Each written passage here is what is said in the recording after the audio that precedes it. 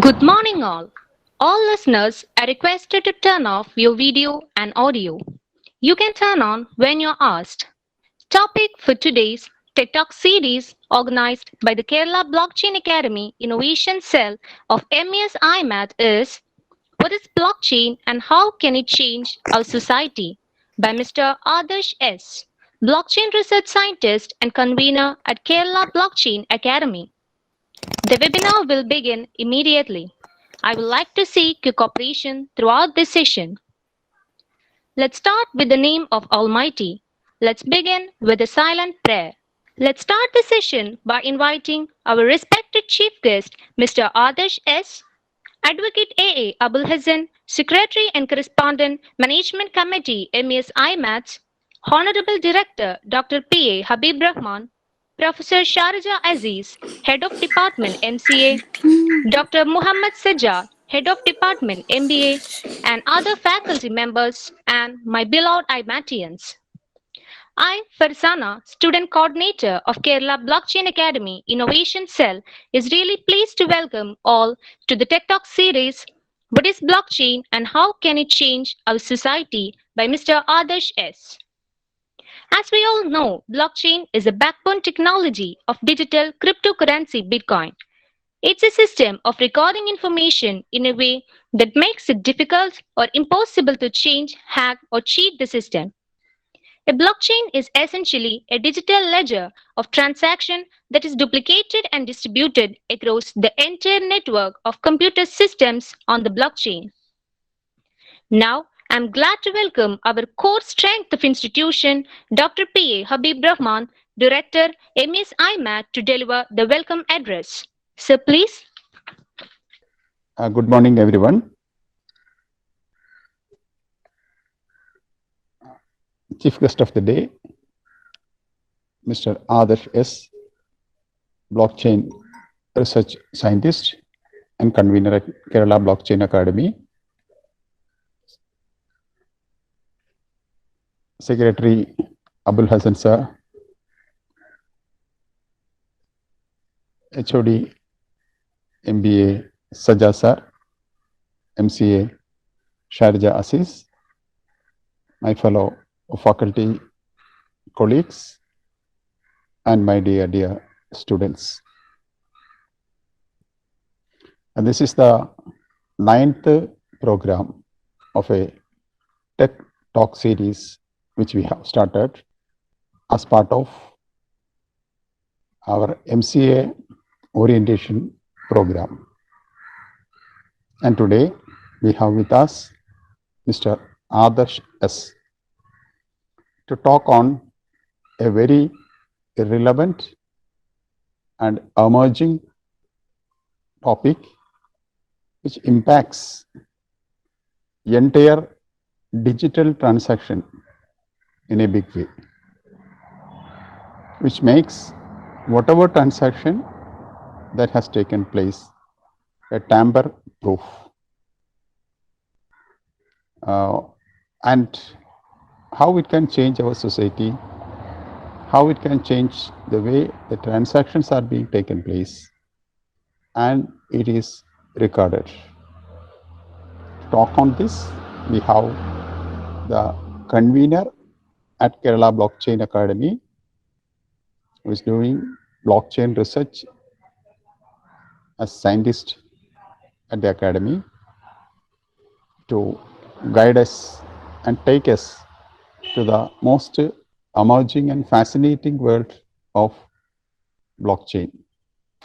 My request to students to attend the program very keenly, because as students of technology, this is a very important area which you should be very much conversant with.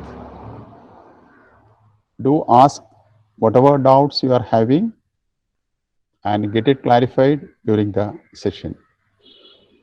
Sir, I, on behalf of MES IMAT, its management, and dear faculty colleagues and students. Welcome you, sir, for today's program. Thank you so much, sir, for the wonderful introduction as well as for inviting me to this session. Okay, In sir. fact, it's an honor for me to Thank you, sir, attend for your humble this session. words. And I welcome all my fellow faculty colleagues headed by HOD Sajad and Sharija Hasis, and all my students who are keenly waiting to listen to our chief guest. I wish all the best and thank you and welcome everyone once again. Thank you. Thanks a lot. Thank you, sir, for your humble words. Mr. Adarsh S., currently working as a blockchain research scientist and convener at Kerala Blockchain Academy, is a passionate teacher and the technical representative to Hyperledger. He has been exploring the disruptive potential of blockchain technology for the past 3 years. He is passionate about building solutions through blockchain, upholding the vision of Kerala Blockchain Academy, leveraging blockchain for public good. He completed his degree in computer science engineering and master from the Cochin University of Science and Technology and PhD from the Indian Institute of Technology and Management Kerala, IIITMK. And I'm extremely glad to invite our chief guest, Mr. Adarsh S. Welcome, sir. The space is all yours. Thank you so much. Thank you for the generous introduction, and thanks to the coordinators of this session, Director, HOD, and Professor Jibin. So, in fact, it's a pleasure for me to have you with the MES IEDC of KBA. In fact, one of the most most active IEDs of KBA. So, without further delays, I will start my presentation. So, as Sir was mentioning, this today's session is primarily focusing on what exactly is blockchain, that is beyond the cryptocurrency or beyond the Bitcoin hype. What exactly is the technology and how it can actually impact on the society. So I know, like, most of you are students, and you will be aiming for a better career in your digital space or in the computer science area. So blockchain can be one among them, just like the AI, machine learning, IoT, and all. Blockchain is one among the hottest topics which is currently coming up. So let's see how it's happening. I'll just switch off my video. If you have any queries in between, feel free to ask me in between, or you can post the queries in the chat. So I'll start the presentation. So hope the slides are visible to you. Yes, sir, it's visible. Okay. So we will start in a second. Just a minute. Okay. So before starting, I think most of you might have heard about blockchains as well as Bitcoin, or some of you will be even experts in blockchain and cryptocurrencies. Say you will be holding some cryptocurrencies, or you have tried the cryptocurrencies or not. So today's session, we will introduce what exactly is technology. If you already know it, that the beginning session will be slightly boring for you, but for the interest of the general audience, I will just give a very quick introduction of the technology. And we will also see what exactly is a Bitcoin, or how these things are actually working in the cryptocurrency world. But we may not be going too much into any crypto trading or anything of that kind. As you all know, like it's not a legal tender yet in our country. So not too much into tradings or anything of that kind. In fact, I am not holding any cryptocurrency as such. Then we will quickly move to the impacts, like in multiple areas, in multiple business domains, how this blockchain technology is going to impact. So let's start with a very simple figure. I think the figure is visible to you. I have just given two examples just to categorize between the centralized and decentralized computing. I think most of you are MCA students, so you will be well aware with the centralized computing or the centralized systems, like the client server architectures, which are already there in place. So most of the database services or the network services, all of them are primarily focused on the client server architecture. And just like the figure, as you know, if it is centralized, just like a classroom with a teacher, like the teacher can actually control the classroom, or the teacher will decide what exactly is going to happen in that classroom. Decentralized means that there is no servers, or there is no single authority to control the system. It's like no teacher in a classroom. The students can do whatever they wish. They can play, they can throw any rubbishness, or they can draw in the board, whatever which they prefer.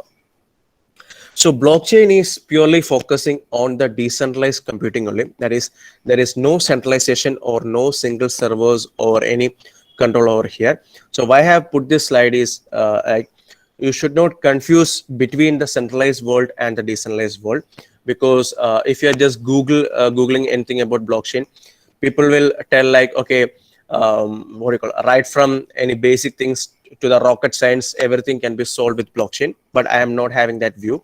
Blockchain is needed only in certain scenarios or only in certain areas where the challenges in the existing centralized systems can be solved in a better fashion by the decentralized world or by the decentralized computing. So it's nothing like anything and everything should be changed to blockchain. That's a false concept. You don't go beyond that hype, because if the things are working perfectly in the current centralized world, that's perfect. You can continue with it. So this is the main difference. And today we will see how the second scenario, or how the thing where there is no teacher or where there is no control over a classroom or over a system, and how this technology can ensure like, okay, things are working perfectly, or the students are not throwing chalk or not tearing off the books and drawing rubbishes on blackboard.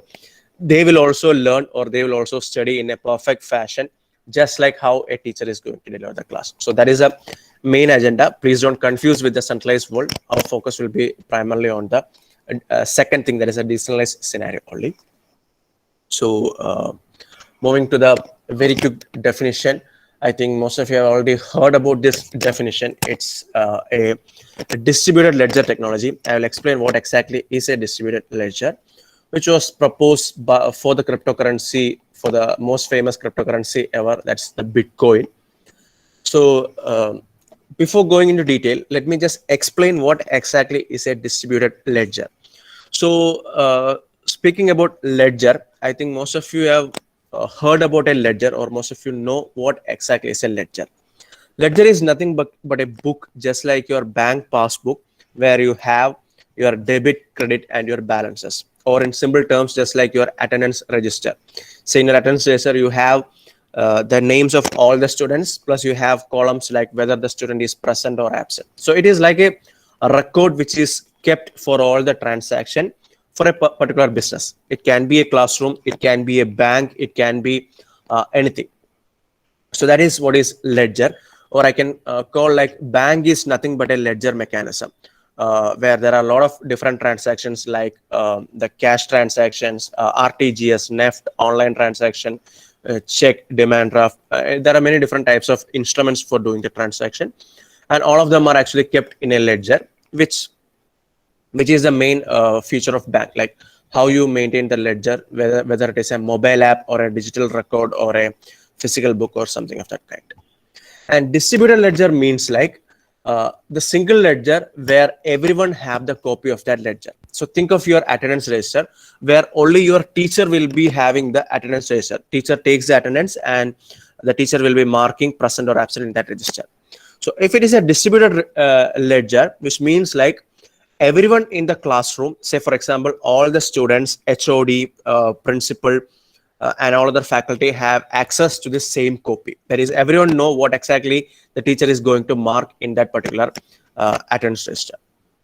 So the system seems to be complex, but the beauty here is like the chances of an error is very, very less. So like when you're calling the attendance, suppose say for this session we have around 50 participants. So when you're calling the attendance, there are slight chances that, okay, teacher may miss some attendance. Suppose I am telling present, but the teacher is hearing it wrong as absent. So typically what the teachers do is like at the end, they'll be cross-checking the presentees and the absentees. But still, if you are not attending the class properly, or if you have not listening it properly, there are chances like mistakes can happen. Then again, you have to argue with the teacher, or at some point there will be some kind of discrepancies. So to avoid that, the best thing is whenever, say, suppose it's a distributed ledger where everyone have the same copy. It's a digital copy with every student. You have a mobile app of your attendance register. So whenever teacher marks the attendance register, you know whether you are present or absent in that particular classroom. And your HOD knows, your principal knows, or your entire faculty knows what exactly is the attendance in that particular classroom. So that is the beauty of a distributed ledger. So right now, most of the banks, they are having only the normal ledger mechanism. That is, your passbook or your bank passbook have only the details of your personal account only. You does not know the details of any other transactions of the bank or any other person's passbook details. So if it comes to a distributed ledger technology, which means the entire transaction of the bank will be known to all the stakeholders. It can be the normal individuals who have the accounts, or the bank leaders, or the employees, the multiple branch managers. All those guys knows the complete detail. So this sounds interesting when there is no single authority or no single person to control the classroom.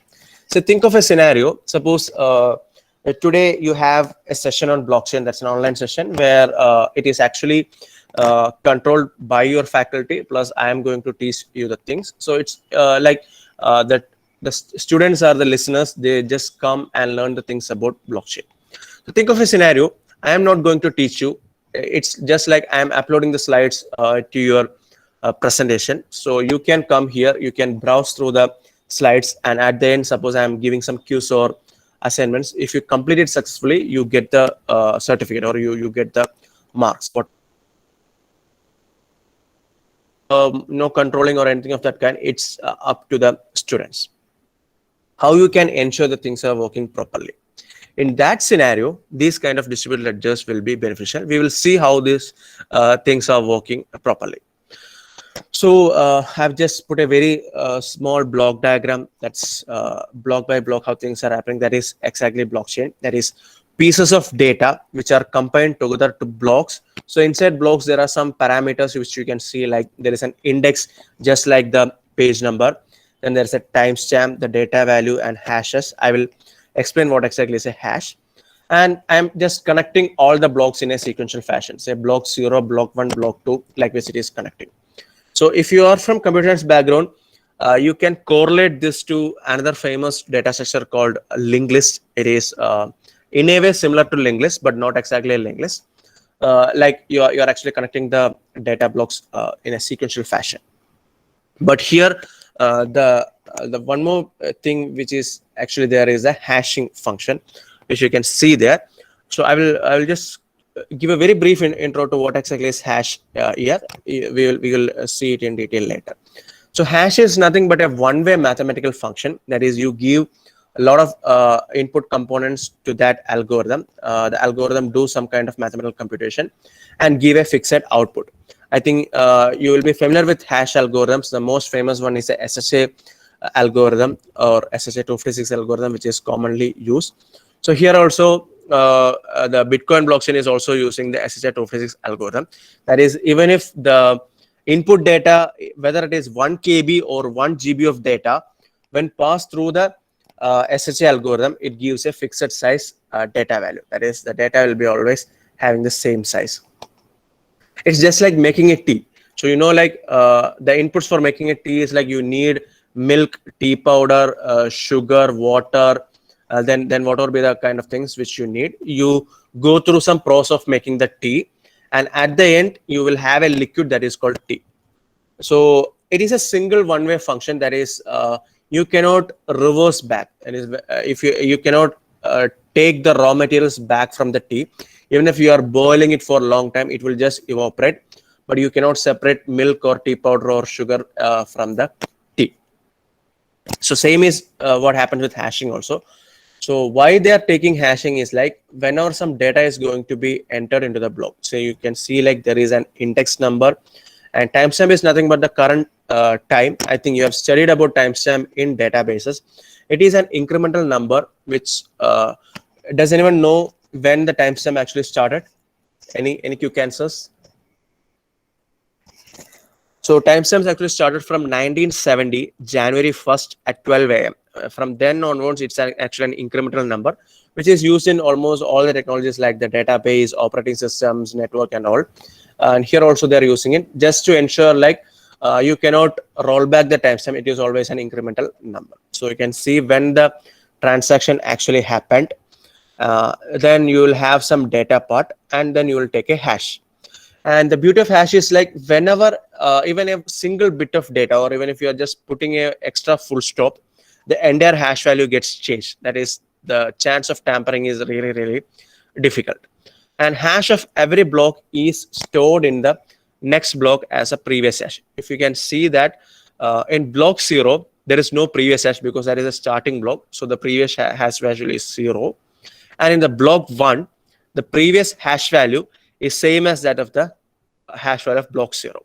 And this way it is like linking different blocks, that is from block 0 to block 1 to block 2. This is linking by this hash value, and this actually forms the chain. So that is why it is called blockchain. That is blocks of data which are chained together by some cryptographic hash functions. That's a very simple term. So we will see how this actually works and how things are actually loading. So to make it much more simpler, I have just put a example of a storybook, just like the famous Harry Potter storybook.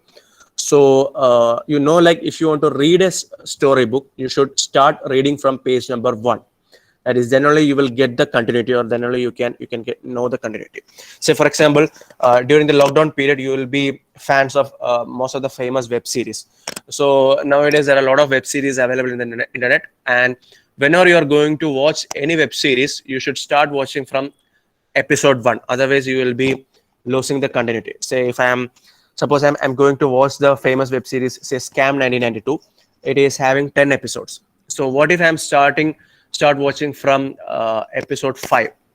I will lose some of the interesting history of Harshad Mehta in the first 4 episodes. So there is no point in start watching from episode 5, even if there will be some kind of recap.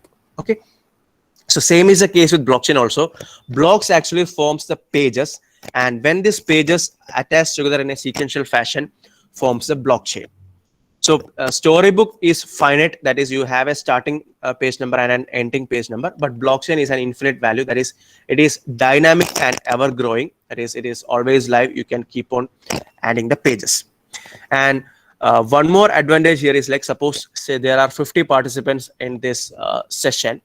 Everyone holds the same copy of storybook, that is everyone have the exactly same copy of this Harry Potter storybook. And say there is no teacher or there is no controlling authority for this session. Suppose I am an attacker or I am a hacker in this particular network, and I am going to tear off couple of pages from your book. Say from 1 or 2 guys, I am going to tear away some pages. So if everyone have the same copy, you can always cross check your hash value. That is the beauty of hash. That is, if suppose say the block 1 is being tampered, then the hash value of that block will never ever match to the next block, because if a minor change is being carried out, your data value changes. So you can always cross check the content in a dynamic fashion, that is it can happen automatically in the digital world, so that you can always make sure that your copy is secure or your copy is not yet tampered. And if there is some tampering effort, you just delete your copy and take the most prominent one from the network and you can use it. So that is why this ledger technology became more popular. So think of a scenario when there are, say, Bitcoin have around 9,000 nodes or more than 9,000 nodes across the globe. That is, more than 9,000 computers store the same copy of transaction across the world. So the chances of a malpractice or chance of one single bank or one group of people doing some malpractice is extremely, extremely rare. And provided in every 8 minutes, a new block will be created. So within this 8 minutes, you have to do the hack. And what you have to do is, like, you have to attack all the 9,000 nodes across the globe, do the malpractice, recompute the hash value, and recreate the complete block in all the 9,000 nodes. So this is practically impossible, even if you use the most modern supercomputers or using the computing power of Google or Facebook. Even Google or Facebook may not be able to crack these puzzles, because if you know the cryptographic concepts, you know, like the hashing algorithms are the most powerful one in terms of computations. Like recomputing the hash value is extremely, extremely difficult, provided you doesn't know the source. So that is why this backend technology, I would definitely admit, like all this started from Bitcoin, but beyond the cryptocurrency part, this backend ledger technology, it gained a popularity just because people started thinking like, okay, even without any servers or even without any third parties or controlling authorities, still our network, still our backend can become much more powerful if you adopt this distributed ledger technology. That is a power of blockchain, because like even if the current internet world, it is theoretically said to be decentralized, but like most of the data are actually in the web servers. Say even your Facebook or WhatsApp or your Instagram, all those things can get stuck if the web servers are down. I think last week also there was a network issue. There was a server issue with Google, and most of the Google services were out for an hour. So that can happen if the data part, or if the things actually lie in silos in servers. But that will never happen in blockchain, because even if some of the nodes or some of the machines are not running, you will always have the availability at some point in some servers. So I've just given a very, very brief intro of what is happening here. We will see how things are working. And to introduce, all these things started from 2008 when the Satoshi Nakamoto. It's still unclear whether it is a person or a group or something, because no one have yet proved like he or she or this group is Satoshi Nakamoto. So it's still an elusive creator. Satoshi Nakamoto created the cryptocurrency Bitcoin in 2008. That is a digital money where no one is going to control it. That is, it is secure, trustless, borderless, and irreversible. So no banks or no central authorities is going to control it. It is just lying as such, as a piece of code or as a software. So if all of you have access to the chat, I will I'll just do a quick puzzle. Let's explain about Bitcoin over here. Say, suppose I have 53 participants in this particular session, and we don't know each other. Say there is no KYC, no photographs, anything of that kind. We don't know each other, and we are in 2008. That is a day zero of Bitcoins, and like there is a Bitcoin software which is available in the website bitcoin.org. So what you are going to do is, like, you don't need to do anything right now. All of you are downloading the Bitcoin mining software, just like a game or something. You just download the software and install it in your machine. It can be a mobile phone or laptop or something.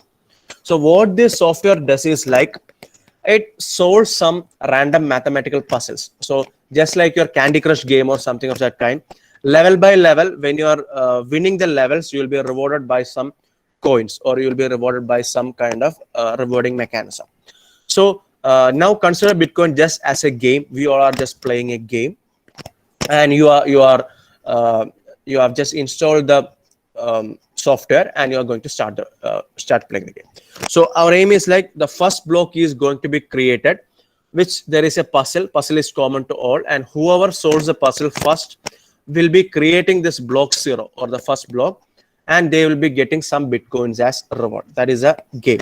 So hope you all are available in the chat, and you can access the chat. So I will do a very, very basic example here. I will put a word in the chat. The question is simple. You just count the number of letters in that particular word and put it in the chat. Okay. So I will soon put the word in the chat. You just count the number of letters or the number of alphabets in that word and put it over the chat. So I am going to put the word. It is Kuttipuram. I have put the word as Kuttipuram, and you can just count the number of letters, and you can put it. Okay, so I'm getting some answers. First is 10, 10, 10. Okay, there are a lot of answers coming up over here. Okay, so yeah, okay, we can stop now. The time is up. No need to put any answer. It's time is up. Okay. So this is a day 0 of Bitcoin. We are going to start mining the block 0, and there's a computational puzzle which I put in the chat, and there are a lot of answers which are coming up. So you can stop it right now. And as I already mentioned, there is no servers or no single authority who tells the answer is right or wrong. Because say I am not a teacher over here, or I am not the Satoshi Nakamoto. I am also equally privileged as you. This is a peer-to-peer network. Everyone is having equal privilege. So what the network protocol actually does is like, it will check for the most prominent answer. So here you can see like there is 3 answers which have come up to the chat. There is 10, 9, and 8. Okay. So no arguments or no offenses over here, because there is nothing like a right answer or wrong answer here. Whatever answer is approved by the majority will be the winner. So here, this is a distributed ledger. I think everyone can have access to this chat. Everyone can see like the most prominent answer is 10. And the first person who have answered this query is, I think her name is Fatima Hilal. So she is a winner. That is, she have created the block 0. In Bitcoin blockchain, it starts from block 0. So block 0 is being created and she is a winner. So in Bitcoin blockchain or in normal blockchain, there is no KYC, which I already tell, that is your name or your photograph, your address, nothing is being revealed. So each and every person will be having a hexadecimal address, that is a Bitcoin address, which I will explain. Say for example, even though Fatima is a winner, I'm not going to print her name. Fatima will be having some address space. Say this is a sample address space. I've just put a rough thing. So this is a winner. Say for example, this is the address of Fatima, and she have won it, which means like 50 Bitcoins will be rewarded to her account. That is, now it is the first block. Everyone is having 0 Bitcoins in his or her own account, and the first one who solves this get the reward. This process actually continues. That is, the puzzles keeps on coming, and those who solve the puzzles first will get rewarded. So one more point over here, in Bitcoin, there are 21 million Bitcoins as total. That is, there is a limit of supply. There is only 21 million Bitcoins, which is logged in the network. That is, on day 0, all the 21 million Bitcoins are logged in the network. Whenever you solve the puzzle, these Bitcoins are unlocked as reward. Okay, so here what happens is like, say Fatima gets the 50 Bitcoins, and all other participants who are given the correct answer, just like the lottery mechanism, you will also get a consolation prize or a small reward like 0.01 or 0.001 Bitcoin, just to make sure that the network is live or you do not leave the network. So all the guys who have actually answered 10 as a right answer will also get a very small amount, just like your lottery mechanism, as a consolation prize. So this, in the initial days, people thought like, okay, this is just a game. There is no point in playing this, or there is no point in doing this puzzle. This is just like a game. But later on, people started realizing that these things are not that simple, because you need some amount of computational power to solve this puzzle. So we will go back to the slides. I think slides are visible for you now. So going back to the slides, we will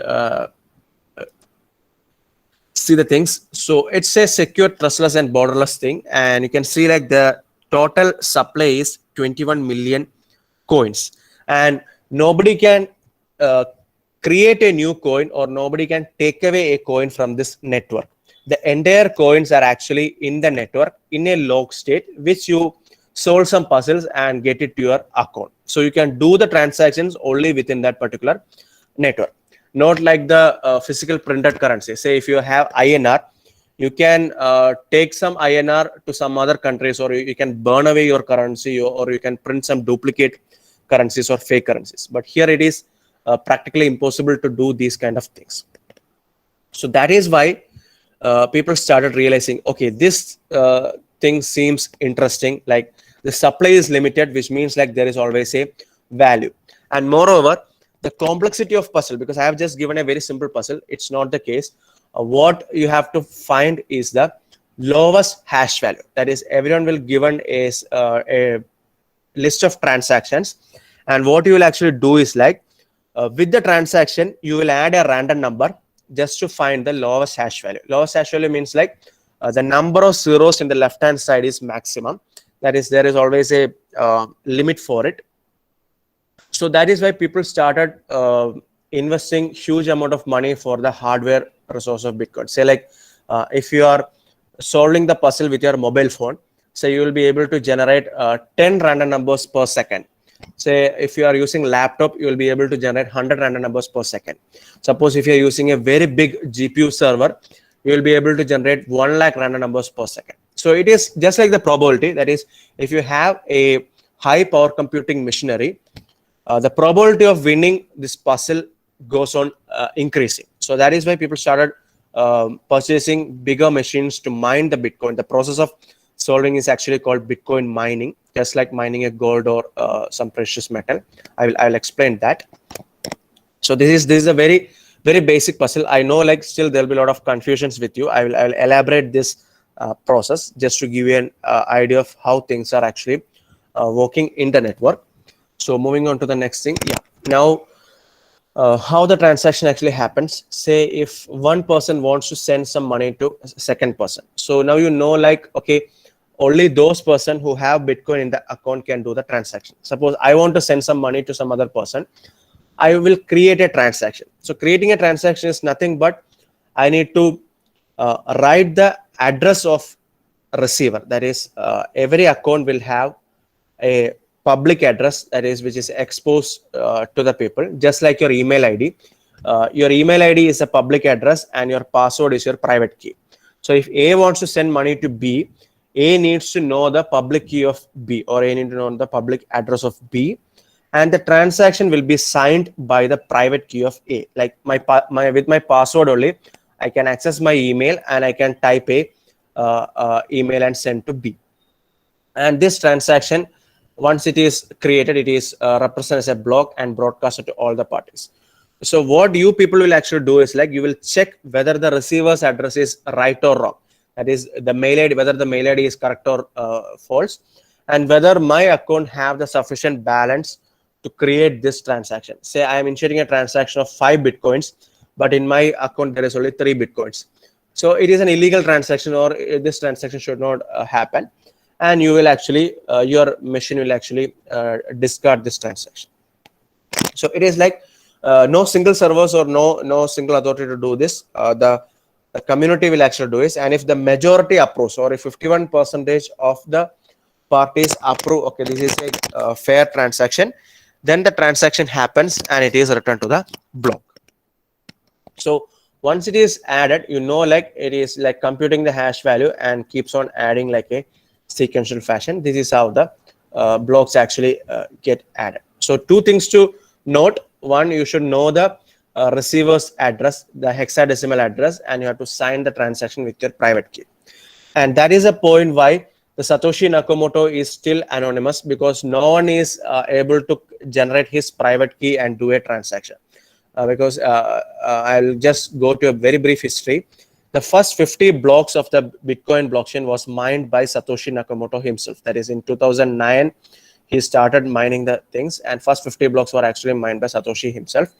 And the second person who actually came to the Bitcoin blockchain was the famous cryptographer scientist called Hal Finney.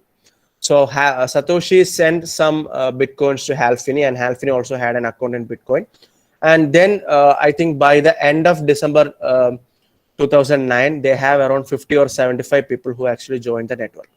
And to be specific, after 900 days, or after just 2 years of launching the Bitcoin, Satoshi put a message publicly, like, the things are actually fine with the Bitcoin community, with Gavin Anderson, Hal Finney and all. Now I am leaving the Bitcoin blockchain. I have other things to do, like I am going to leave this network. So, you know, like, the public address is there, the Satoshi's public address is there in the Bitcoin network, and all the Bitcoins he have mined in the Bitcoin blockchain is still there in his account address, and he haven't spent it to anything else, just like he's spent a couple of Bitcoins to Hal Finney and all. And from 2011 onwards, his account is still there, but no single transaction happened over it. And that is why people still trust Satoshi, because he is genuine, just because he held all the Bitcoins there. And no one ever is yet to do a transaction over it, because there are a lot of people who claim, like, okay, I am Satoshi. But if you want to prove like you are Satoshi, you do a transaction from that same account with the private key, because either you should be Satoshi to have your private key. Otherwise, you should steal the private key or you should buy the private key from the actual Satoshi Nakamoto. But none have ever proved that. That is why it is still a mystery. And people tell like Hal Finney might have known who is Satoshi, but unfortunately, Hal Finney actually died in 2012. He died due to some disease in 2012. So that was the last chance to reveal who exactly is Satoshi. But still, there are a lot of theories and conspiracy theories happening over the origin of Satoshi, but the truth is yet to be proved. There was a scientist called Craig Wright from Australia who told like he is Satoshi, but he couldn't prove the private key of the Bitcoin transaction. Okay, that's just a matter of fact.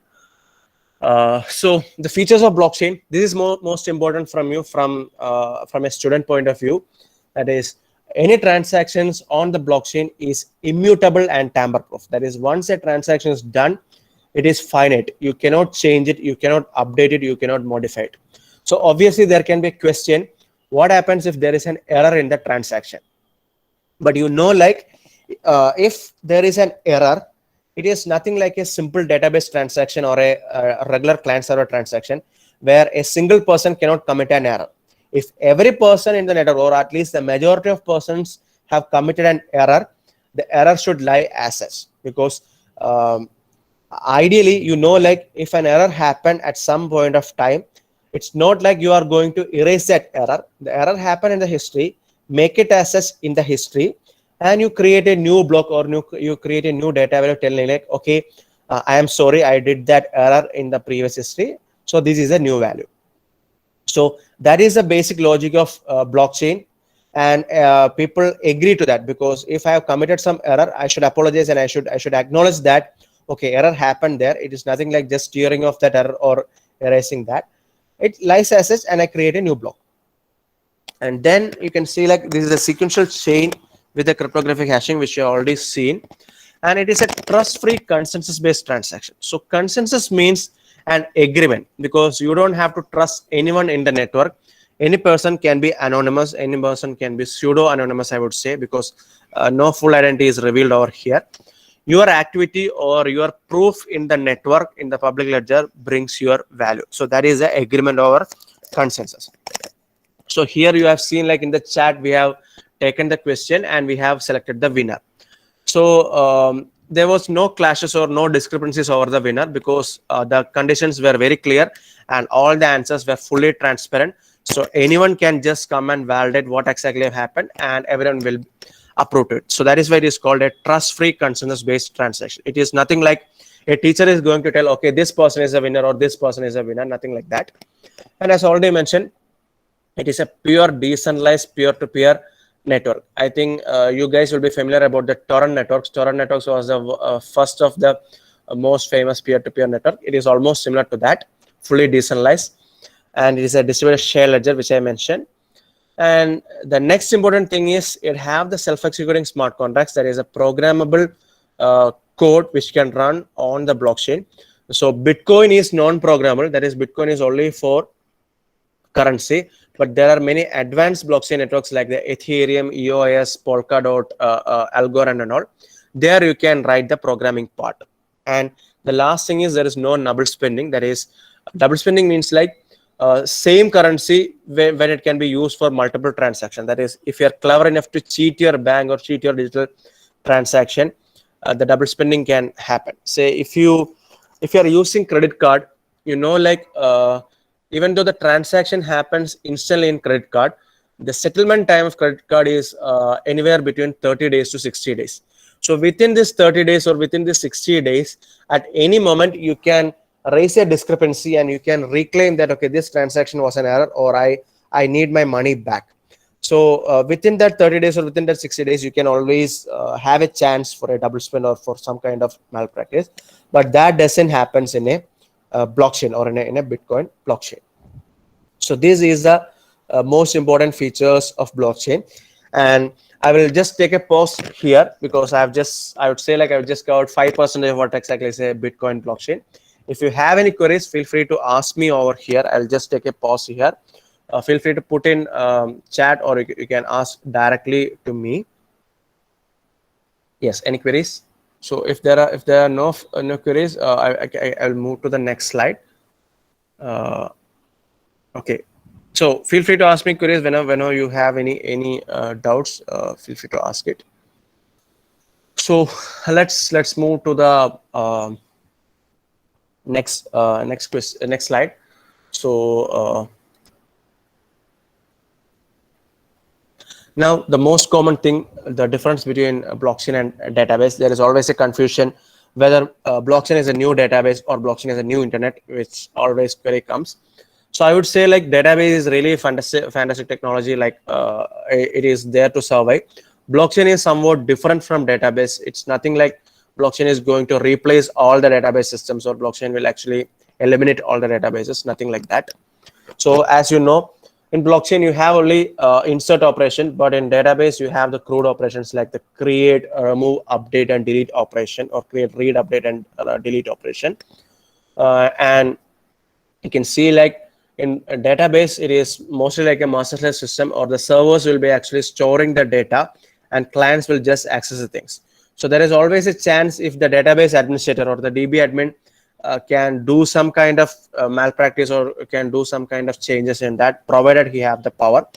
But in blockchain, it doesn't happen. It is a fully peer-to-peer network where everyone have the same copy of it. Just like the attendance register, which we mentioned earlier. Say if today's attendance is marked in the current block, whenever the next class is happening, even the teacher or the students, none of you can actually change the attendance. So if you have a claim again, like okay, I'm having duty leave, or I'm having a compensatory off, you put it as a new block at some later point, but you cannot change the previous block. There is no erase operation or no update or modify operations in blockchain. The consensus, majority have to agree to commit a transaction in blockchain. So that is why the chance of errors are very less. If all the people were errors, or if all the people were malicious or attackers, then errors can happen. But that is a worst case scenario when the network is really huge, because if there are just 2% or 10%, the errors can happen. But what if there are 10,000 persons or 15,000 persons across the globe? Then the chances are really very low. But in traditional database, it is just a two-phase commit protocol. I think you have already learned about database in your courses. So if you're clever enough to be a DB admin with the privileges, you can obviously do the malpractices. Invariance, anybody can actually validate the transaction blockchain. That is, if you are live in the network and if you are connected to the network, you can validate it. But in traditional database, there is always integrity constraints, like the deadlocks and all those things are there in blockchain in the database. So it is like both can be used as a data store, but the process which is happening in the blockchain and traditional database is entirely different. That is, it is more of a peer-to-peer and decentralized system in blockchain, but the databases, even though there are peer-to-peer databases, but most of the RDBMS which you are using is the client server architecture or the master slave architecture which you are currently using. And the next important thing is the blockchain is again categorized into two main classifications. There is public blockchains, just like Bitcoin. That is, anyone across the world with a simple internet connection and a laptop can go to the website, download the software and be a part of that network. No constraints over it, no KYC, no identity, anything of that kind. That is a public blockchain. And private blockchains means, or the permission blockchain means, it is actually having some kind of integrity constraints or some kind of entry restrictions, just like login user ID and password, which is actually handled by the enterprises. So the agreements in public blockchains, like the proof of work is what which is done by the Bitcoin blockchain. I'll explain what exactly is proof of work and proof of stake in the coming slides. It is just like what you have done in the chat. It is a proof of work because you have done some work. You have computed the number of letters in that word. That is, you did some work and everyone is going to acknowledge your work. That is how you get some coins as reward. That is your proof of work. So proof of stake is nothing but you are putting some stake or a bid kind of thing. Say, suppose I'm telling like, okay, today is Monday, I am putting 100 coins as stake for the bid. But all of you are telling like, no, today is not Monday, today is Sunday. So I will lose my stake. That is, all my 100 coins will be lost and it will be given to you. So just like a betting kind of thing, you bet only for the things which are genuine. Then only you will get some rewards. Otherwise, you will lose your money. And in private blockchains, there are some proof of authority, just like your username, password. Only genuine person can come and enter. The scalability for public blockchains, it is highly scalable. Anyone across the world can come and join, but private blockchains, only a restricted set of users can come. Performance of public blockchain will be slow because of the high scalability, but private blockchains will be much faster as only limited number of users are there. Participation, public blockchains, everyone is free to join, but in private blockchains, it is restricted. The development, it is determined by the community. The private blockchain is almost controlled by the participants. For the privacy concerns, say for enterprise and all, they prefer the private blockchain, just only limited stakeholders are there, but the public one is preferred only if you are dealing with the larger public. And the identity, in private blockchain, you know the identity, but the otherwise in public blockchain, it is anonymous or pseudo-anonymous. That is, if I expose my Bitcoin address, then you can tell some other person like, hey, this Bitcoin address belongs to others. So it is like pseudo-anonymous only if I tell you know my address, but I can create as much number of addresses which I prefer. So the most prominent public blockchains are in the coin part, it is Bitcoin, and you can see a diamond symbol over here that is called Ethereum, the world's first programmable blockchain. So Ethereum is same as that of Bitcoin. The only difference is you can write programs and you can deploy your applications on top of that Ethereum blockchain. Private blockchains, you can see two figures, one like a hexagon and one R3. So the hexagon is the symbol of Hyperledger. Hyperledger is a project by the Linux Foundation. It is a open source project. It's like an umbrella project containing around 12 projects. There is Hyperledger Fabric by IBM, Hyperledger Sawtooth by Intel. Then there is Hyperledger Indy, Iroha, Burrow. There are a lot of different versions of Hyperledger. And R3 is actually a consortium of banking institutions, primarily for the financial transactions. The solution is called R3 Corda. So ideally, with all the features, I would say like the public blockchains are actually the real blockchains. Private blockchains, I can't call it as a blockchain. It is more of a distributed ledger technology or a permission ledger technology. So you may not call a Hyperledger a blockchain, but Hyperledger is a ledger. That's a distributed ledger. And R3 Corda is also a distributed ledger. Okay. So we will get to know in deep when you learn more about the programming part. But our aim is slightly beyond that. So the generations, as I already mentioned, the very first blockchain started from Bitcoin, that is the 1.0, which was just a cryptocurrency and a ledger. No programming or nothing can be done for the general public on top of it. Then came the Ethereum, which was introduced in 2013 by a 19-year-old computer scientist called Vitalik Buterin. He just took the same concept of Bitcoin blockchain and introduced a programming layer, which is called the smart contracts. That is, you can write the program or the self-executing code called smart contracts, and you can develop applications, which is called the decentralized application. So currently you have the mobile app development, web app development, and all those kind of things. The future will be decentralized application, that is applications which can run on blockchain across the world. So like even though you have the Play Store and iStore for the Android and Apple applications, but the problem is Google can determine what all applications have to be there in the Play Store. Otherwise, you have to send the APK directly. So last month or a couple of months back, you heard a news like Paytm was actually banned by Google in the Play Store for 1 day or 2 days due to some privacy infringements and all. This happens because even though Android is said to be open source, but the Play Store is actually controlled by Google itself. But in case of blockchain, that doesn't happen because the decentralized applications, once it is deployed, it can run as such across the world in the blockchain network. Then there are much higher versions of blockchain like the 3.0 and 4.0, which focus on high performance, scalability, transactions and all. That is just to make blockchain much more powerful and much more user friendly for the industries. So you will learn about this in future when you are much comfortable with the blockchain. And smart contracts, that is a most beautiful part of blockchain. That is beyond Bitcoin or beyond the cryptocurrency. When the Ethereum was launched in 2013, there raised a concept of the programming part. that is smart contracts. So this is what you can run on top of a blockchain. That is, what is your business logic? Say you can create your own virtual organization. Suppose I am going to start an industry which is collecting fruits or bananas from Kerala and shipping to some other countries.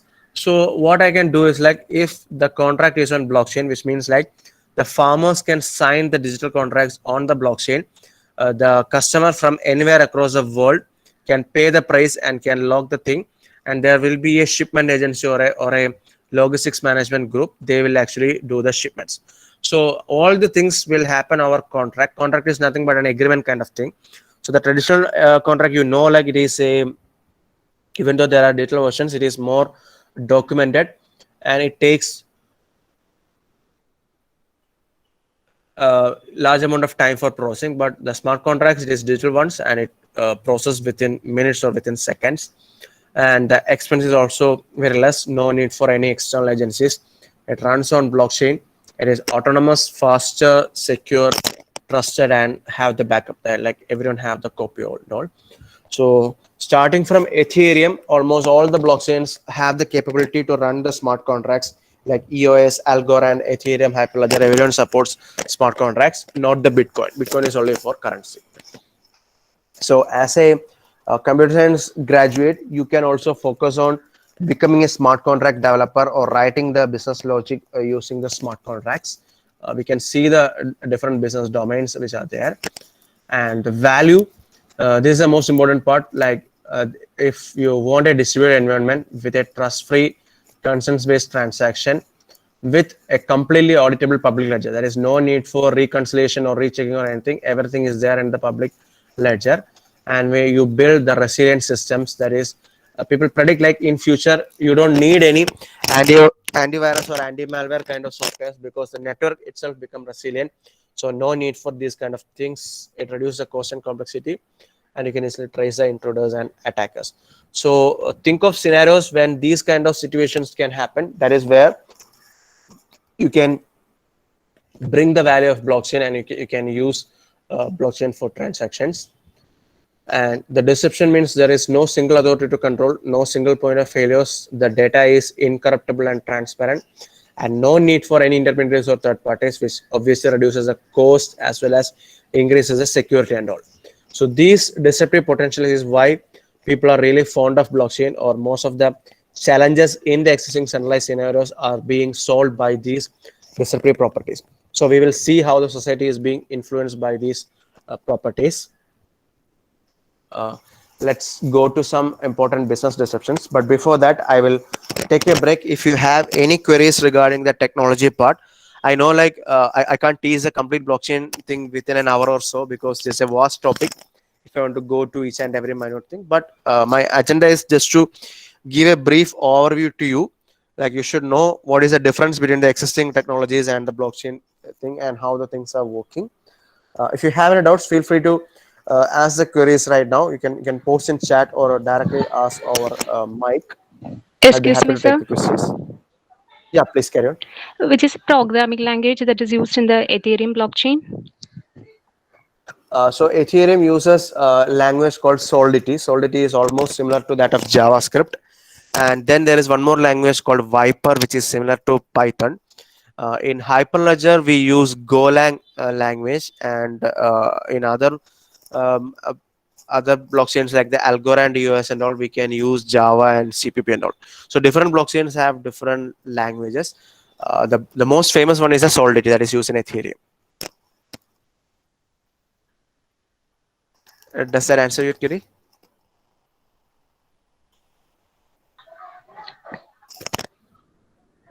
Any other queries? So there is another question in the chat box. Yeah, please. Can blockchain be hacked?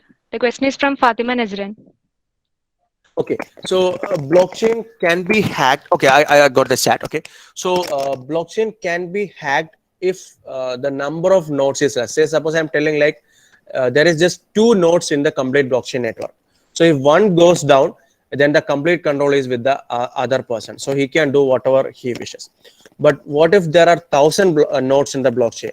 You have to control 501 blockchains to hack the network. So that is a think that is the most famous problem called as 51% attack. That is, if you are able to control 51% of the nodes, then you will be able to hack the blockchain. Does e-commerce industry use blockchain in India? To be specific, there are some initiatives from India also, like some farm to fork traceability solutions in India, where you can trace your produce, that is where it is cultivated, where it is actually being grown, who have actually cultivated, all those things are there. Not the most prominent players, but there are some startups which are coming up with the traceability solution on blockchain. What is the important role of cybersecurity in blockchain? Yes, it's really an important aspect. Say like the nodes, the security of the nodes. Say like as already mentioned, it's nothing like a KYC or anything to prove your identity. You are just maintaining your private key and public key combination. So what if your private key is compromised? Then anyone can actually access your account. So you need some very good firewalls and all those security aspects for the nodes in the blockchain. And obviously, even though the cybersecurity speaks about increasing the security, the blockchain's core concept is like you don't need to trust anyone, or the trust is actually built by the backend skeleton. So the protocol itself building the trust is what blockchain proposes. So in fact, say yes, both cybersecurity can bring some big parameters like the firewall security and all those things to blockchain, and the blockchain technology or the network skeleton can actually redefine the role of cybersecurity in multiple applications. Any other queries? Sir, Anaka has asked, does e-commerce industry use blockchain in India? Yeah, I think I've already answered that. E-commerce, there are some traceability solutions from some startups. Not the giants like Amazon or Flipkart use blockchain in India. Even though Amazon accepts cryptocurrencies in some countries, not in India. So for traceability, I think the startup's name is Jeevabhoomi or something of that kind, which is there in Bangalore, Pune, and some North Indian states, where they are building this farm to fork traceability, like an e-commerce for the agriculture produce. Any other queries?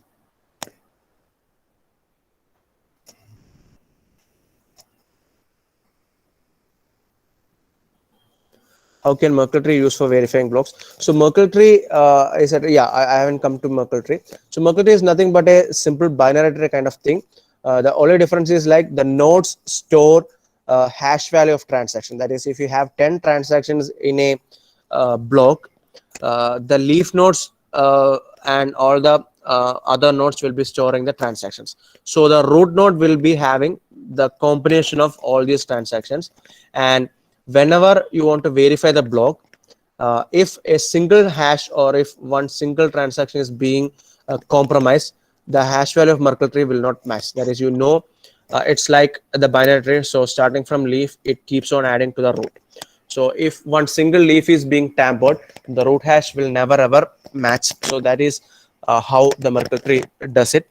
So Merkle tree is used in Bitcoin blockchain. In Ethereum, they are using a modified form of Merkle tree called the Patricia tree. So that's more technical. I think I haven't included that here. So it's like, just like verifying the hash values. Yeah. Any further queries? So that was a good question. Any further queries?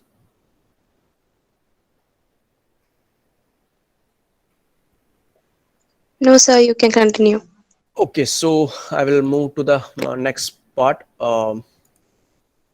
That's how society is going to be impacted with blockchain. So I have put only some of the most promising business disruptions over here. To be frank, I have taken from both the government side as well as from the corporate side. You can see like there is supply chain banking, the identity management, land registries and certificates, the taxation, healthcare, public notary. So these are some of the most prominent use cases which are being attempted with blockchain, which have an impact over the society. So starting with the important use cases, primarily we can categorize into the financial service and non-financial services. That is the McKinsey report, because all those things started from the cryptocurrency part. So To be specific about a cryptocurrency, the beauty of cryptocurrency is like for a fiat currency or for a currency issued by a central authority or a bank, there is always some kind of regulations. Say like if it is Indian rupee, it is actually controlled by RBI and the government of India, and it is a legal tender only in India and some neighboring countries like Nepal and Bhutan or something. So no other countries will directly accept INR as a legal tender, but you have to convert to their currency. But in case of a cryptocurrency, there is no bank or no central authority or no government to control over it. It is just the cryptographic algorithm. That is why it is called the cryptocurrency, or it is a virtual currency. And there is nothing like you can restrict the cryptocurrency. You can only give some regulations. Say, India government tells like, okay, Bitcoin is not a legal tender in India. That is, no government services or no taxable services can be availed with the Bitcoin currency. But they cannot restrict like if people are directly transacting one-to-one in Bitcoin, that is just for the sake of simple transactions or something. If you are just transferring cryptocurrency itself, there is nothing like you are going to be stopped.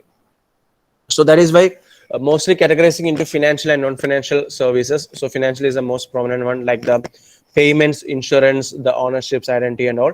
The non-financial service like the healthcare, the consumer markets, public sector, all those areas are seeing a lot of adoption in blockchain. You can see like anywhere from 2% to 20 to 25% of adoption is happening in the recent years. So all the existing applications or all the existing blockchain domains see some kind of adoption happening from the from the technology parameter or from the blockchain technology adoption. So let's see how things happens in supply chain. So as you know, supply chain is the most biggest or the vast business across the world, that is beyond banking or airline industry. It is also there.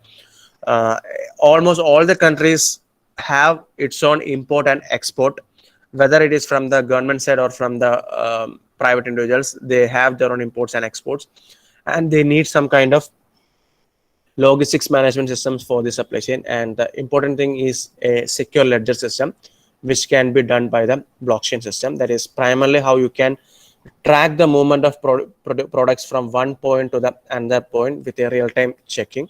So one of the most famous thing is the IBM and Walmart use case on traceability of food products. I will give that example so that you will get to know how things happens. This is the traditional supply chain thing, where you can see like there are some important stakeholders involved. Say there is a manufacturer, warehouse, distributor, logistics, and retailer. Suppose I am manufacturing car. Say Maruti Suzuki is going to manufacture cars in India. So the manufacturer will have a ledger. Suppose I am producing 1 lakh cars per month, and the produced cars will be going to warehouse. Warehouse may be managed by the company itself, or there will be some private players who will be managing the warehouse. That is where you stock your cars.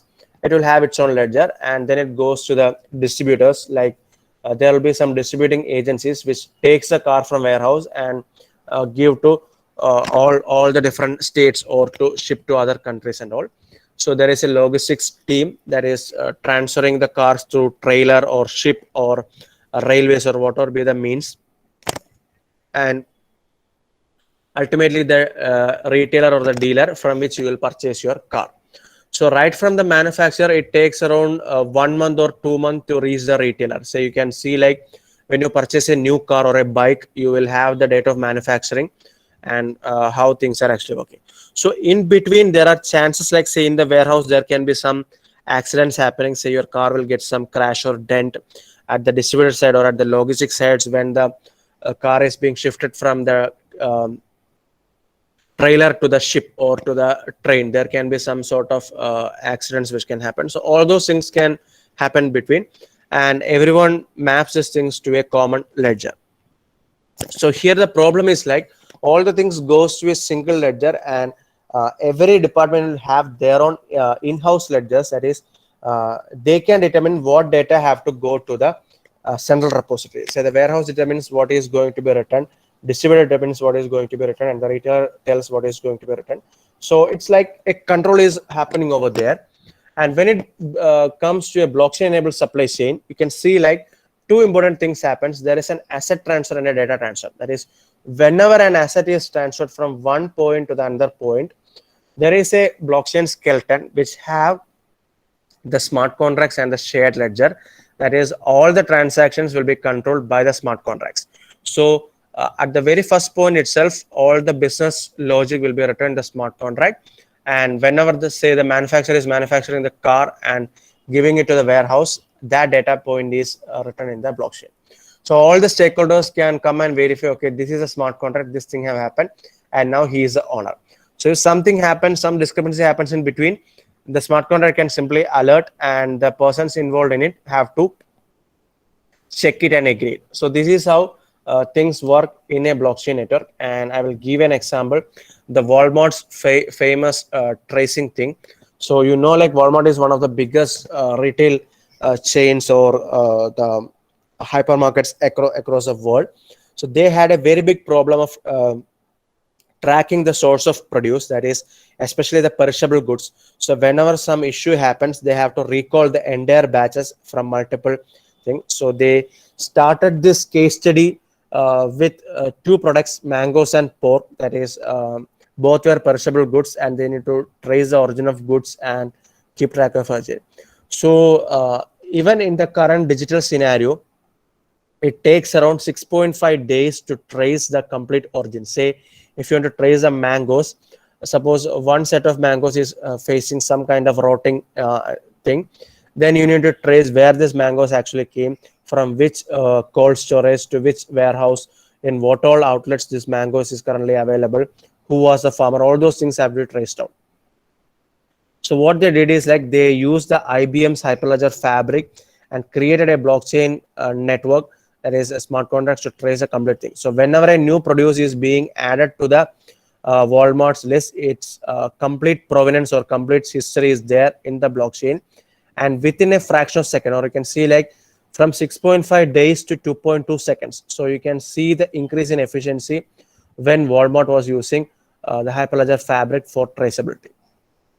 So this is a very, very important thing for the society, because like supply chain is a vast thing, whether right from a very small commodity to a big aircraft or to a rocket. Whenever you are transmitting or you are shipping some products, you always need to have this traceability. So that is one major application area of blockchain which have a huge impact on the society. The next is a banking. So as per Accenture, like bank is nothing but a big ledger. So if the banks can easily incorporate this distributed ledger of blockchain, it can save more than 8 billion USD per year in the cost of transactions, and can reduce the infrastructure cost and all. So there are predictions like in future, there is no need for physical branches of bank every nook and corner. You can make the bank as a single virtual ledger kind of thing, just like the Paytm banks or Airtel Bank, where there is only one bank across India, one physical bank across India, and you access through digital banks. But they are not exactly in blockchain right now, but many banks are trying to have a blockchain. And the very first example is on cross-border payments. Like if you want to send money to US or some other countries, you need to convert your INR to their currency, and then you can do. And the conversion needs a lot of intermediaries and third parties like the SWIFT and all in between. And these cross-border payments can be done with the help of blockchain. So right now in Kerala itself, the banks like Federal Bank, South Indian Bank, Lulu Exchange, all those guys are actually using blockchain in the backend. The customer may not be knowing whether there is blockchain or not, but in the backend they are using blockchain for the cross-border payments to improve the efficiency and make faster transactions. So you can see like whenever a user A wants to send some money to user B, what happens is like in the earlier days, there is a clearing process between the banks. It takes around 1 day or 5 days or 10 days. So even though you can see like within seconds your money is credited, but the internal settlement process takes some time. But when there is a blockchain in between, the one-to-one transaction or the A to B transaction happens over the blockchain network without any intermediaries or without any kind of third parties. It is directly controlled by the smart contracts. That is, if you are a legitimate customer, if you have sufficient balance, and if the receiver address is genuine, you can directly transfer your money. So that is a thing which happens with the banking sector. which again have a huge impact on society. When you cut down the cost of transaction, or when you cut down the number of middlemen and intermediaries in the transaction becomes much more faster and the reconciliation becomes easier. Say if you have your friends or relatives working in bank, like the banking hours is from 10 a.m. till 5 p.m, but the banks will stop the transactions by 3 p.m. or 3:50 p.m, and then they will do the reconciliation process, that is tallying all the transactions of the day. And even though the banking hours end by 5 p.m, the managers or the officers will be leaving the bank only after reconciliation, which means they have to sit about till around 7 p.m or 8 p.m or 10 p.m until all the transactions are settled. But if there is a blockchain kind of distributed ledger in the backend, all the banks or all the branches committing to a common ledger, which means the transactions get committed in real time. So if the banking hour stops at 5 p.m, at 5 p.m itself, all the transactions get committed, provided it is valid transaction, and it is written in the public ledger. No need for any kind of reconciliation or auditing or anything of that kind. So the internal audit and all those processes can be simplified if you have good smart contracts for the banking. And next two prominent things which are coming up is decentralized IoT and healthcare. So if you are familiar with IoT is nothing but Internet of Things, that is connecting physical devices and communicating through internet protocol. There should be low power consuming devices. So currently the IoT devices are centralized devices. Say like you have smart TV, smart AC, smart refrigerator, or smart light in your home. Through a mobile app or through some central things like your Google Home or Alexa or something of that kind, you can control all these devices. But what if this Alexa or Google Home is failing? These devices cannot be controlled.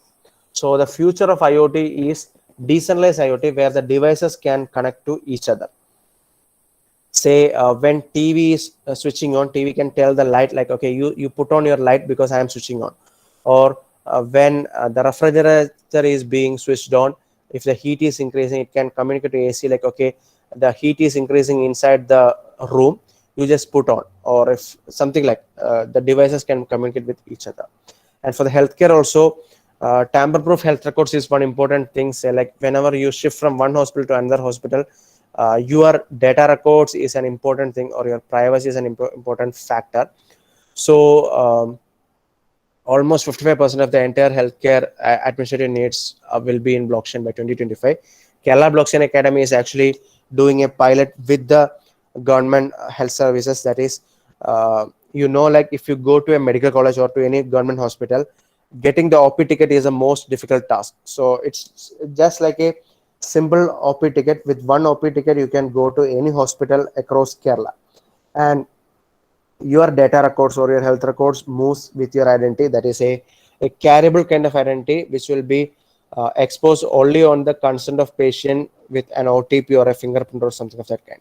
So if you go to one medical college, suppose I'm getting treatment from Calicut Medical College and I want to shift to Alappuzha Medical College or Trivandrum Medical College, I can simply go to that particular hospital with my OP ticket, my entire health records, that is the digital health records, the ECG scan, X-ray, all the digital records can also be accessed by this particular medical college, provided the patient gives a consent. So many major companies like Philips, Taron, and all those guys are actually working on healthcare solutions on blockchain, where the identity of the patient is important and the data is also available. So no need for duplicate X-rays, ECGs, or anything of that kind, and the treatment can also happen at a much better rate. So these two are some of the upcoming areas which have a huge impact on our society. As you know, like more and more devices are getting connected to the IoT, or even your smartwatch, your mobile phones, all those things are getting internet connectivity. So the device to device connectivity will have a huge impact, and the healthcare data, mainly because of the privacy parameters, this is also having a big impact with the blockchain. Another important thing is taxation. So tax have multiple parameters, like the income tax is there, the GST or the commodity tax is there, many different things are there. So I will just take one example with the time constraint, that is the VAT. Currently in India there is no VAT, it is GST. So VAT is nothing but the value added tax. That is, whenever you purchase a component, you will have a tax which have to be paid to the government. Suppose I am purchasing a mobile phone. The price of mobile phone is 10,000 rupees. So the actual price is 9,000 rupees, and the 10,000 rupees is tax, which means like in the bill I will be paying 10,000 rupees, and the invoice is generated by the company. Say the VAT, there is a VAT invoice, and the client is going to pay the bill. So it is securely stored in the company, and the entire 10,000 rupees goes to the company. Then the company will be paying the 1,000 rupees, that is the tax part, to the government in a monthly basis or a quarterly basis or a yearly basis. The same happens for the income tax also. You get the income and you file the income tax half yearly or yearly based on your convenience. So if it moves to a blockchain part and you have a smart contract, at the point of payment of the invoice, I know like of the 10,000 rupees, 9,000 rupees should go to company and 1,000 rupees should go to government. So at the payment time itself, the VAT part and the non-VAT part will be divided in the smart contract, and 9,000 rupees goes to the company's account and 1,000 rupees goes to the government's account, which means the reconciliation, the settlement, the filing, auditing, all those process are avoided. Directly the tax will go to the government, and company will get their part. So you may feel like in the earlier scenario, the company can hold the tax part for at least 6 months or a quarter or a year, but still the companies are happy to pay the tax directly, because when you think of the administrative burden for filing the taxes, auditing and all those things, it is better for the companies to directly use a blockchain based ledger, where they will get only their part right from the invoice, and the remaining part will be directly taken care of by the blockchain, and amount will be settled to the government. So the advantage for government is like they get the real-time tax, which means like they can spend more amount for the public services and all those things. There is no need to wait for the taxes to come. Just like you can read in a lot of newspapers, like the government will have the tax credits, but they will get the amount only when the companies are going to pay the taxes. But here it will have the real-time settlement. So this is one important part of blockchain, which will have a huge impact on the society. That is, all the taxes paying in the real time, and the income tax, sale tax, GSTs, all those things happening real time over a distributed ledger. Because if you have this ledger, no need for too much of administrative cost, and you can actually get more cash inflow, as well as reduce the inflation rates of the economy. So this will have really huge impact over the economy, as well as on the cash inflows and all.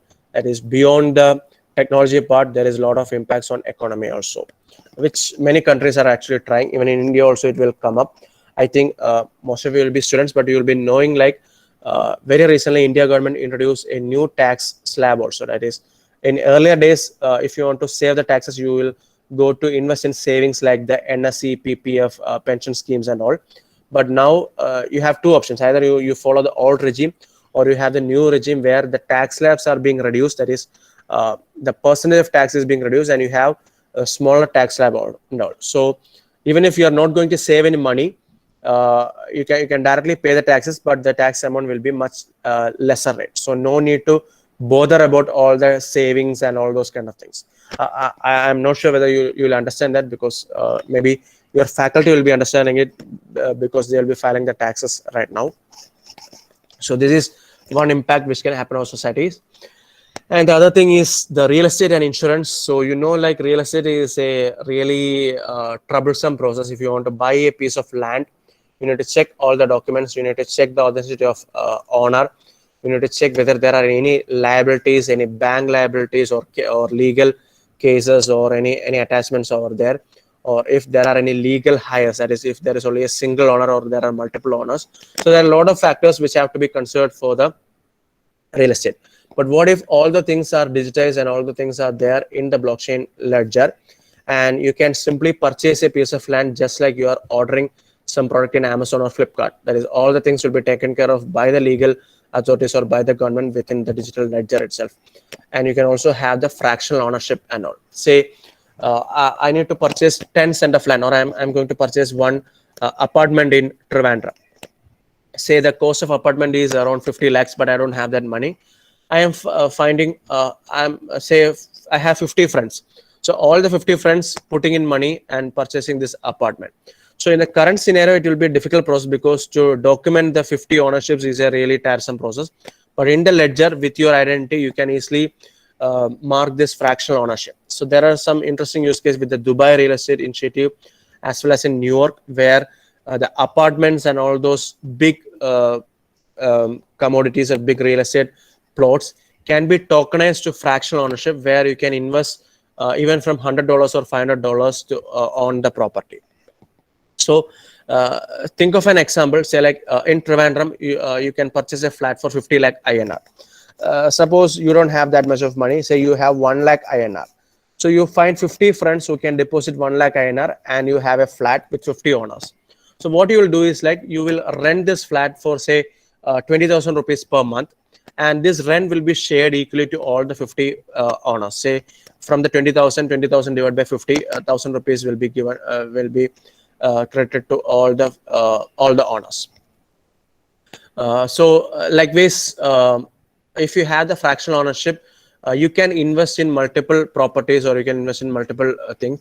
Same happens for the automobile industry and all.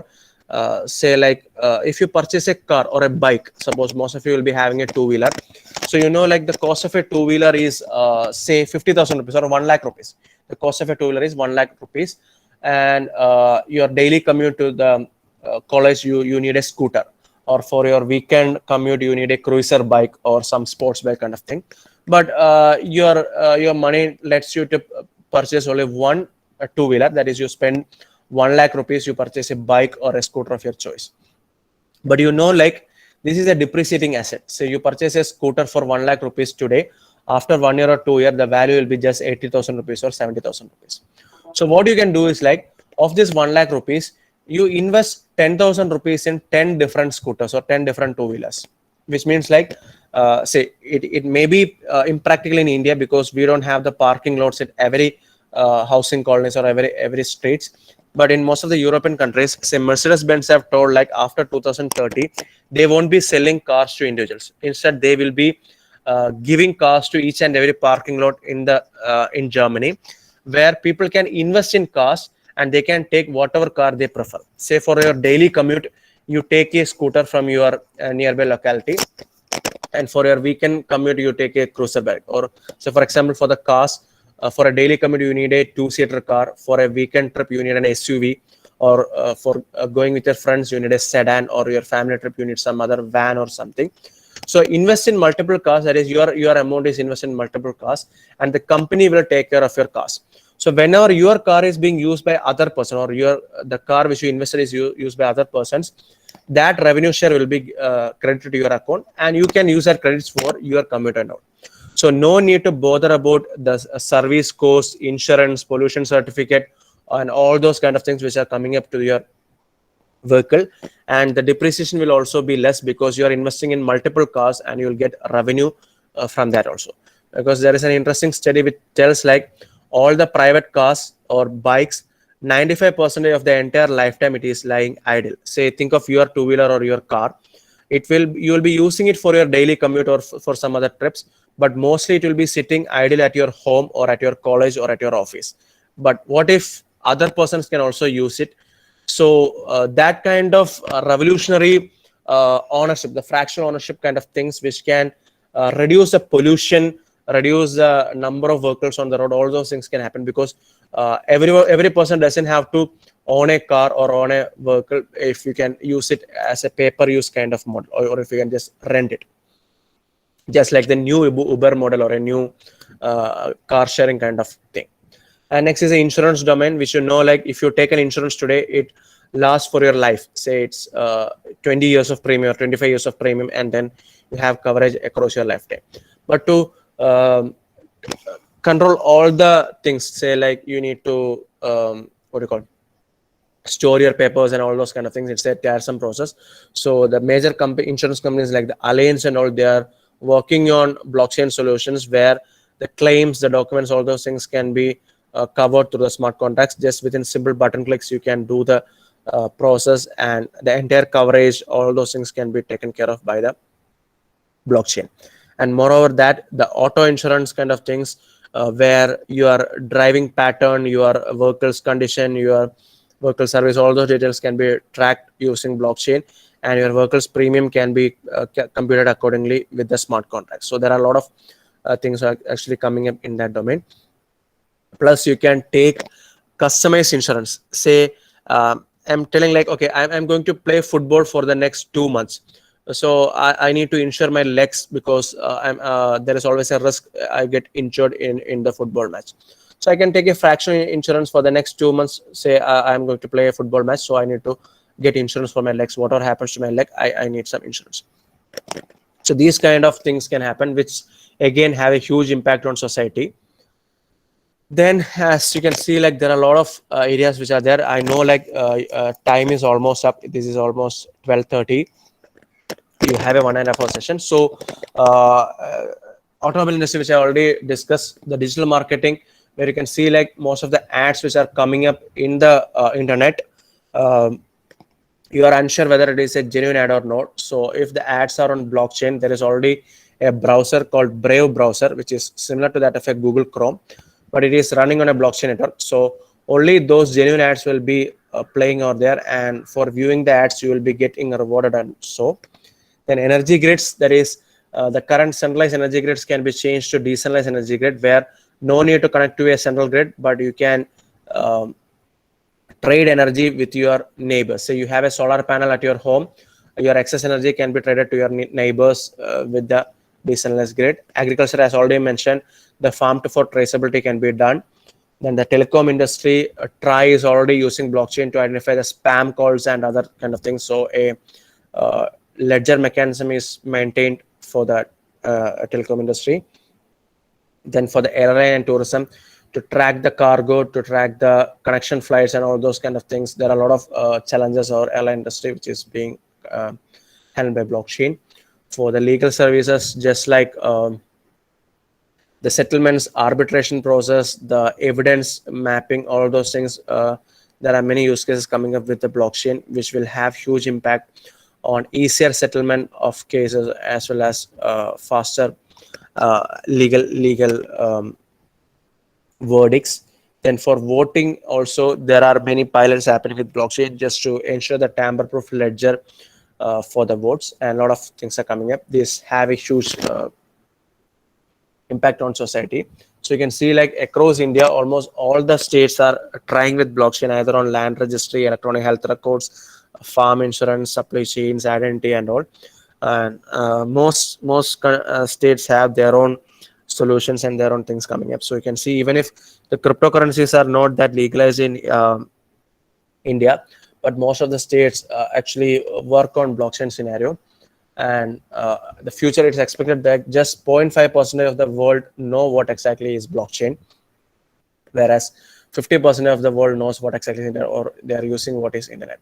So you are at a very, very early stage of blockchain, just like how internet was in 1990s. And it's expected like the market size of blockchain was just 708 million in 2017, which will rise to 20 billion USD in 2024. So you can see it will be a 20 times rise in that. And even IBM dedicates more than $200 million for blockchain, and almost 1,000 employees in IBM on blockchain projects, and more than 109 companies in China trying with blockchain. So you can see like even Gartner predicted like there are 300 million transactions, or 300 million plus transactions happening on blockchain, beyond the 270 billion assets of crypto. So thinking of the scale, the size of blockchain network is still very small, I would say. It is still in a growing phase. It will take the next 5 to 10 years to grow more. You can see the adoption proposed by Accenture. We are currently in the growth state. The early adoption and exploration are already done. And by 2025, the maturity will happen, so that you will have a fair, good blockchain network. So these are some of the solutions which we have actually developed at KBA. First one is a Certician, that is a tamper-proof verifiable academic certificates on blockchain. All the certificates by Kerala Blockchain Academy are issued on blockchain, which means, like creating a fake certificate is an easy process. Say like you have the template, you have a a good printer or a photoset machine, you can play with it and do it. But here what happens is like the entire details are stored in blockchain, and you will have a QR on the certificate. So even if you are creating a fake certificate or a duplicate certificate from KBA, whenever the QR is being matched, your certificate will not be there in blockchain, because that will be written only from the KBA's address. So only the KBA students will get it. And we are also issuing, or the certificate product is being used by a couple of other universities, and even the agriculture university is issuing the certificates using the certificate solution for their training programs, because they have students sorry, they have students from many different states, so they are using the certificate solution.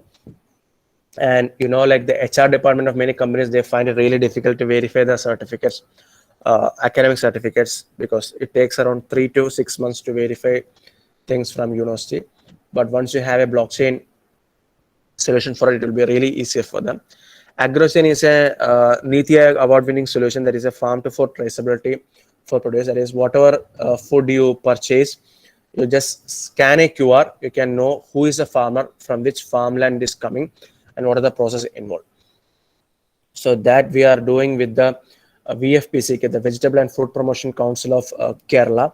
The pilot started at Nanniyod Panchayat in Trivandrum, that is for the banana cultivators, back in December 2019.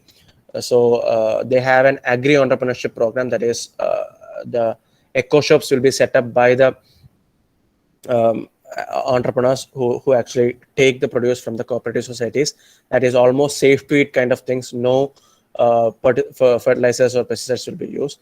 But as of now, this pilot is being stopped due to the COVID scenario, that no farm visits or field visits are currently allowed due to the COVID regulations. But the platform is live, and it's like an online marketplace where you can go and select the things. So right now it is in hold. SwasthChain, which I already mentioned, the electronic health record management system for the hospitals. Then SkillChain, which was awarded by US Consul Chennai for the migrant labor resume management system. Like there are a lot of migrant laborers in Kerala, and Alua is the most known for migrant laborers for the plywood industries. So we are working with the Alua Rural SP and all for this solution. It was awarded by the US Consulate to trace the migrant laborers and give an Uber driver rating kind of thing for the labor. That is, like even if a migrant labor is working for 5 years or 10 years, but still whenever he is migrating, there is no experience certificate or nothing of that kind for him. He'll be employed at multiple works. So here the employer can rate the employee, as well as the reverse can also be done. Plus the social security aspect can be carried out. Say like you have heard like many migrant laborers are involved in many criminal activities and all. So the police can easily trace out with this resume. Say like if there are any criminal history or anything of that kind, it can be listed with the photograph and all those things in a blockchain at all. So the employer can also verify whether this is a genuine person or not, and over a period of time where he was working, in what all work he was actually involved, and what is his credibility over that. All those things will be there in the blockchain. So the pilot, we are working with the police department with multiple parameters given by them, and this will also be soon realized. And the next one is the ImmunoChain, which is awarded by the BIRAC, the Biotechnology Department, and the Bill and Melinda Gates Foundation back in 2019. So this is already being piloted in Trivandrum in the Kadagambally Taluk, that is in almost 27 PHCs, public health centers. This is being rolled out. A vaccine supply chain traceability solution, that is right from the produce till the child, the vaccine supply chain is monitored. And with a simple mobile app, every mother will be having a mobile app, and the ASHA worker or the juvenile health inspector will also have a mobile app, where once the vaccine is administered, all the details are being taken with a simple QR code. So like right from the birth till the age of 16 or 18, you have multiple vaccines across your lifetime. So whenever you migrate or whenever you move from one place to another place, there is always a chance you miss your book or you miss your vaccine schedules. So here there is a smart contract in the backend which controls all your vaccine schedules, and whenever you are moving from one place to another place, all those things will be listed with the ASHA workers. So they can simply use this mobile app, track the child and what vaccine at what point, and even if government have to recall a vaccine or do some changes, it can also be done. So currently they were using around 18 to 20 different physical ledgers, right from the health center, district level, taluk, state, and national level. But all those things can be covered up with a simple blockchain network. We are using Hyperledger Sawtooth network for this immunochain. So we completed the pilot, and this is being submitted to Government of India. Hope they will also accept this for multiple PSCs. It's already there in 27 PSCs in Kerala, and we are planning to scale up the things once the COVID regulations are over. We will plan to scale up it across Kerala. So right now we are working on modifying the immunochain for the COVID vaccine and all. As you know, like COVID vaccines will be out soon. So with the identity management modules, to which person COVID vaccine was given or not, and the identity, all those things can be traced out with the immunochain and all. So these are some of the prominent solutions from KBA for the society. We have done many other projects for the corporates and all. So that's all. I think I already exceeded my time. Sorry about that. With this, I will wind up my session. Feel free to ask any questions if you have, or I would also suggest you to continue learning blockchain with our free course. I will put the link. You can log on to elearning.kba.ai. There is a program called Certified Blockchain Associate. This is a free course which you will get 2 months of access. So you can always come and do that course. You need to pay only for the certificate. Otherwise, you can easily get the complete access of that course. And for any further queries, feel free to connect me, or you can also join the official groups of KBA. I will put that official groups. We are there in LinkedIn and Telegram, or you can watch further videos of KBA in our YouTube channel for understanding what exactly is blockchain, and also connect us in the social media channels. We will be available out there. And if you're interested in further exploring with multiple programs of KBA, like the developer courses in Ethereum, Hyperledger, or Corda, you can also visit the official website. Okay, so thank you, MES KBA IEDC team for inviting me. Any further queries, feel free to ask me or put it on the chat. I'll be online. Thank you. Thank you, sir, for the highly informative and valuable talk. Now, the session is open to the audience. You can ask questions by unmute your mic or in the chat box.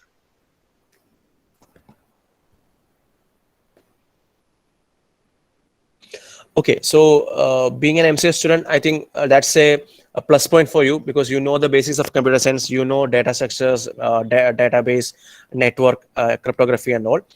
So I would suggest like start with the basics of blockchain. That is, see, blockchain is not exactly a new technology. It is actually a perfect combination of data structures, cryptography, and networks, game theory, and all. So as I already put the free course in the chat, you can start doing the free course. There are a lot of materials available in that. And the career options, if you're looking for a developer option, as already mentioned, there is huge demand for the smart contract developers as well as the DApp developers, or the decentralized application developers. And for that, Government of Kerala have also launched a program called ABCD program. It's called Accelerated Blockchain Competency Development Program. I will just give the link. It's like starting from the full stack developers. Say like there is another academy called ICT Academy. I think you'll be knowing that. ICT Academy will be teaching the basics of blockchain, or basics of full stack. That is the what do you call the mean stack, MySQL, and all those kind of things. And then you can come to the KBA, learn the developer course and all. So you can also check that thing. So developer pro is one option. Then you can go for the business analyst thing if you are much more experienced. Say like there are a lot of business domains which need to be shifted in the blockchain domain. That is one area. And limitations of blockchain. As of now, blockchain is in a growing phase. That is, it is yet to be completely matured. It is not full-fledged, just like a Java or a Python kind of thing. As I already mentioned, blockchain is still like the internet in 1990s. So it will take around 3 to 5 years for complete maturing. So you need to keep learning with the updates which are happening. So like Ethereum had a major update in the past week. So like you need to keep on updating. So that is one thing. And another thing is like it's not a limitation, it's a challenge. Say like you need to decide whether to use blockchain or not, because when you, as I already mentioned, when you just Google, you will see like anything and everything can be done on blockchain. And there is an interesting scenario and all. There was a US company, that's a tea company called Long Ice Tea Company. So they just shifted their name to Long Ice Blockchain Corporation. So they have nothing to do with blockchain. It was just a tea company, but within a week their shares raised to 440%. That is just that hype of the blockchain word, it just raised, and they earn a lot of money from that particular hype. So don't go beyond the hype. That is one limitation I would say. Just go through the features and understand what exactly is properly. Find out your challenges. As I already mentioned, the KBA solutions.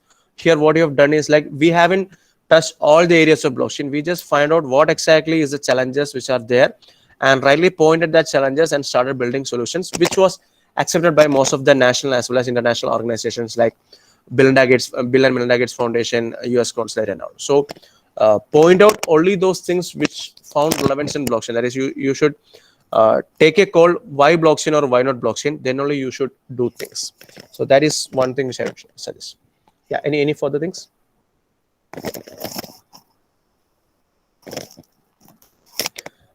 In our day-to-day life, our Aadhaar card, it's linked to our KYC. So Aadhaar is, as of now, it is not in blockchain. There is that KYC not in blockchain, but some of the banks are currently trying to do KYC in blockchain. There is a variant of Hyperledger called Hyperledger Indy, which is for identity management. So that is working on the self-sovereign identity, which is called the the carryable credentials, or the person itself will be the owner of your ID. So whenever you want to expose some details, only with your permission you can do the identity management. So I will give an example. Hope most of you will be having a driving license. So in your driving license, you will have your name, photograph, address, date of birth, and all those kind of things. So whenever a police is checking, the police just want to know whether you have a valid driving license, and whether that is driving wellness means whether you are 18 years of age or plus, or whether you are 18 years plus of age or not. So in that case, you don't actually need to expose your month and date of birth. Only year have to be exposed, plus your address or anything of that kind. That is actually not mandatory unless your verification is proper. Say like if your face is properly verified and some kind of OTP or some kind of digital verification happens, only with the year, that is enough. So you have seen that there are a lot of scams happening with the mobile SIM cards. That is currently it is linked with Aadhaar, but in the previous days, whenever you go to some local shops, give your identity card to take a SIM card. The shop owner can actually take multiple copies of your ID card, or they can save the copy and they can reuse it for some other purpose. Same happened with the PAN card numbers used for the IRCTC ticket booking and all. So in that kind of cases, this self-sovereign identities or this carryable credential kind of things with blockchain will be a real good use case, which many countries are currently trying out. Even KB is also working with Wipro on a similar solution on identity management. Yes. Any other queries?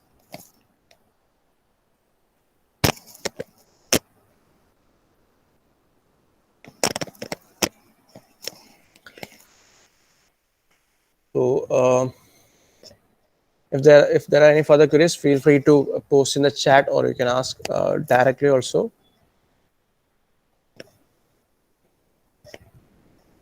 So if there are no further queries, we can wind up the session. I think you will be already in a weekend mode, so I don't want to take most of your time.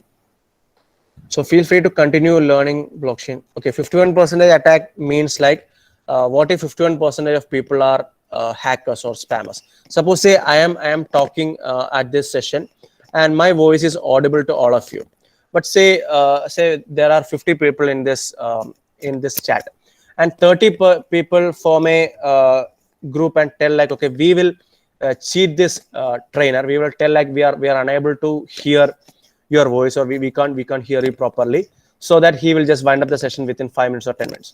So what happens is like when I start my session at 11 o'clock, all the 30% or all the 35% is will be putting in the chat, I can't hear you, we can't hear you properly, connect back or something of that kind.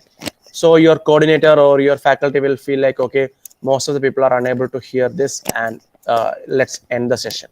So that is one possibility. If 51% or beyond that is attackers, because there is no single authority or no single party to verify the transactions. But that happens only if your network is very small. As I already tell, if there are just 5 nodes or 10 nodes or 2 nodes, then it is a possibility. But for bigger networks, it's a, what do you call, it's possible, but it is a rarest of the rare case, because it haven't ever happened in Bitcoin or Ethereum as of now, or till date it didn't happen in Bitcoin or Ethereum.